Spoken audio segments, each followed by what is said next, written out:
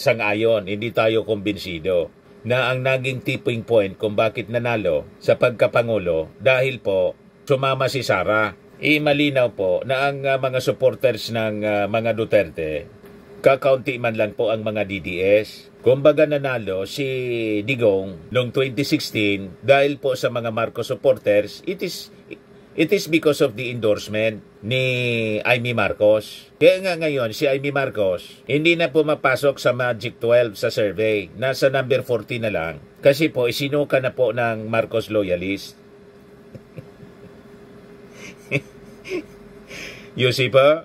Yun ang katotohanan dyan, mga kababayan. Kasi sabi nga natin, kung naniniwala yung mga Duterte na marami sila na mga supporters all throughout the country, sitting president na po noon, si Digong, bakit po si Sara hindi nagkalakas loob na tumakbo habang may movement na noon na run Sara run for president? Pinapatakbo siya ng mga supporters niya para presidente pero hindi siya tumuloy. Nag-slide siya sa pagiging vice-presidente.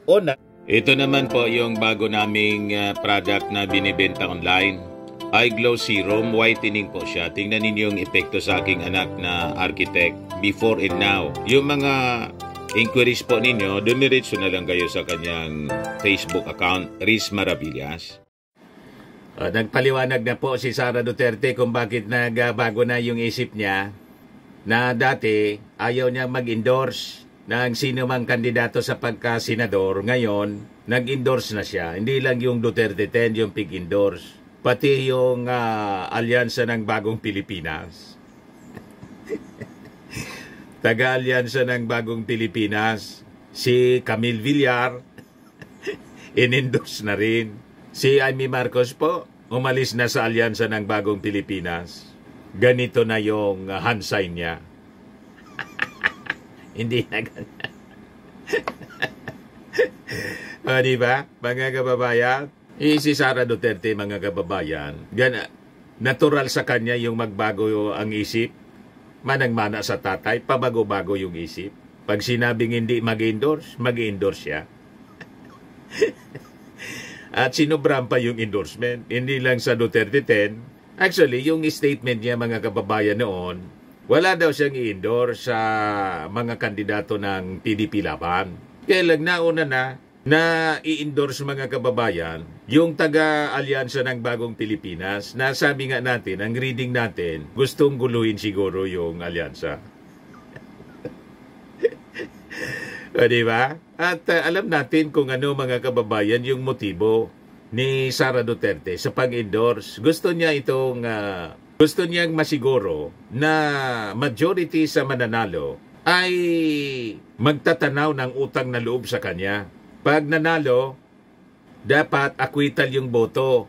Yun nga po yung medyo hindi maganda na nangyayari ngayon sa politika. Sabi nga, garapalan na talaga po. Sabi doon sa statement sa interview kay political analyst Ronald Llamas, ang wala na niya sa atin ngayon, there is a scarcity and decency. Wala nang delikadesa po ngayon sa politika. Wala nang iya-iya. Talagang walang iya na. Di ba? Alam nila na pag nanalo sila, mga kababayan, sila ay opo na senator judges. Pero ginawa nila, mga kababayan, nagpa-endorse sila sa isang politiko, sa vice-presidente na nasasalang sa impeachment trial. So ito, mga senador, sana lahat ng nagkakandidatong senador, kung may natitira pa na decency sa kanilang pagkatao, dapat they should refuse endorsement from Sara Duterte.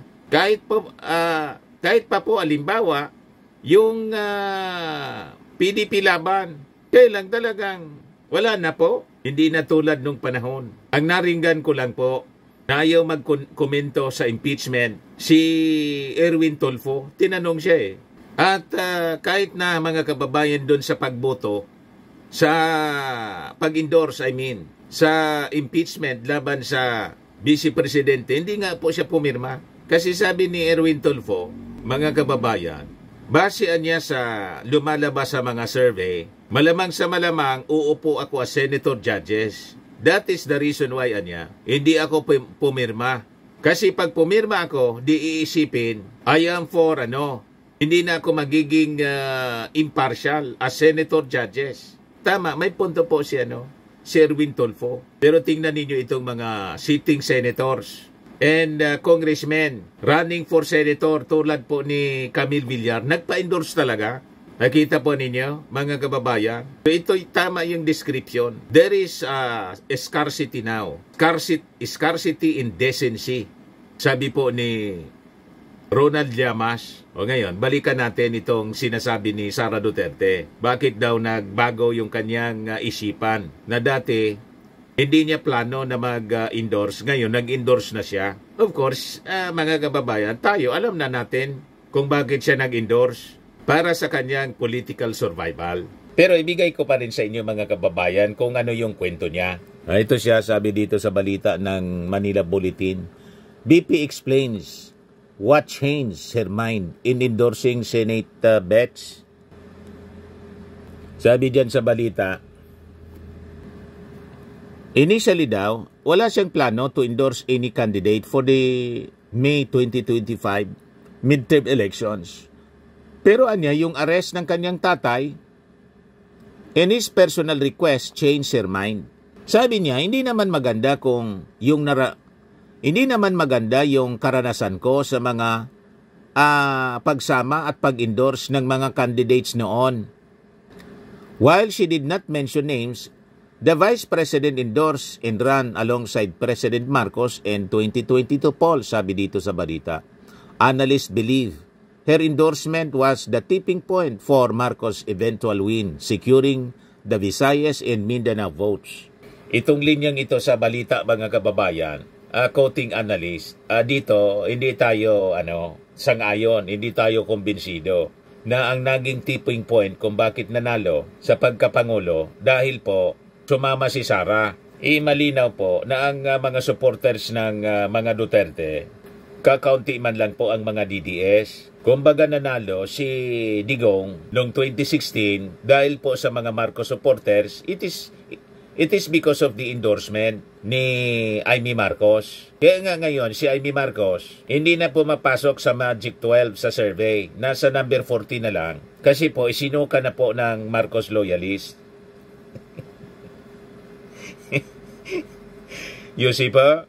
Yan ang katotohanan dyan, mga kababayan. Kasi sabi nga natin, kung naniniwala yung mga Duterte na marami sila na mga supporters all throughout the country, sitting president na po noon, si Digong, bakit po si Sara hindi nagkalakas loob na tumakbo habang may movement na noon na run Sara run for president? Pinapatakbo siya ng mga supporters niya para presidente pero hindi siya tumuloy. Nag-slide siya sa pagiging vice-presidente o nag-file siya for mayor. Ano yung paliwanag natin dyan? Nag-file na siya lang for mayor, mga kababayan, kasi hindi siya nakakasiguro. Nung mag-declare na po officially, natatakbo para Pangulo si BBM. O ngayon, tama din na niligawan siya ng magkapatid na Marcos. Pero hindi na nangalugan po na yung mga supporters ni Sara ang nagpanalo. Ibagita niya, Mr. Maravillas, 32 million yung boto ni Sara, 31 million kay PBBM. Pinaliwanag na natin yan ulit-ulit, mga kababayan. 32 million kay Sara Duterte or over 500,000 yung lead ni Sara sa ating Pangulo. Kasi yung mga Marcos supporters, binoto po si Sara. Binoto yung ating Pangulo, binoto si Sara bilang ka-unit team. Whereas, yung mga DDS, hindi man po binoto si BBM. Ang binoto po si Sara lang for vice president. Ang presidente nila si Isko. Itanong ninyo kay Banat Bay. You see? So ganun po, mga kababayan, ang nangyari noon. Dito, alimbawa sa amin, yung congressman na tumakbo. Ang presidente, si Leni Robredo. Ang vice president, si Sara. Kaya po, mataas yung boto ni Sara sa ating Pangulo na 500,000. Yung mga Marcos loyalist po, bumoto sa kanya kasi. Pero yung mga DDS, hindi.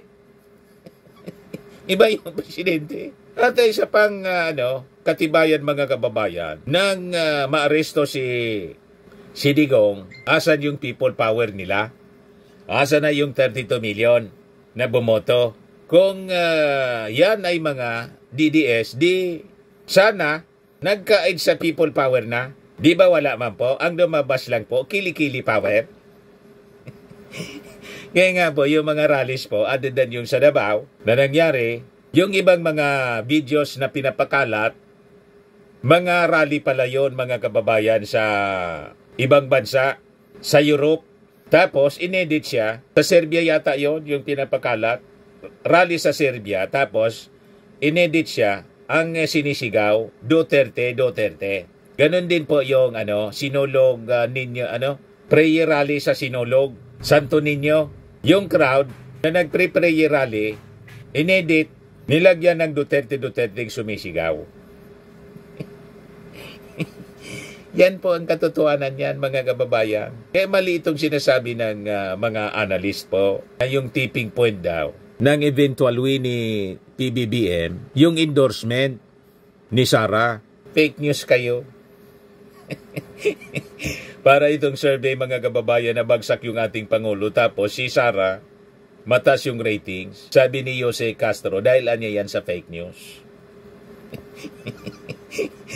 Na biktima ng fake news kasi yung mga tao, kaya nang tinanong, iba yung sinasabi kasi nalason yung isip. You see? O ngayon, sabi dito, ngunit nagbago yung panahon dahil nangyari yung pagkuha sa ating dating Pangulo dito sa ating bansa. Pagdating namin doon sa Dahig, nagtanong naman si dating Pangulong Duterte kung pwede ba daw akong tumulong sa 10 senators ng partido niya dahil naiwan sila dito sa Pilipinas.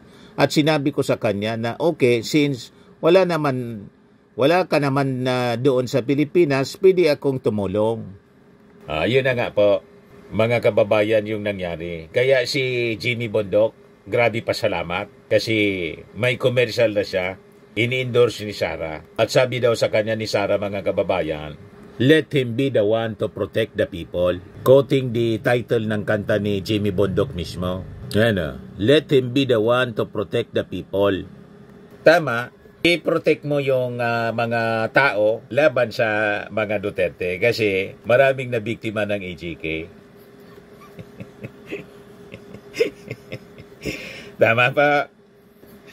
Backfire na naman niya, Mr. Maravillas. Di ba ganon? Kaya nga hindi nag-file ng kaso dito sa Pilipinas, yung mga pamilya ng AGK. Yan ang rason kung bakit finailan siya sa Dahig, sa ICC po. Takot sila dito eh.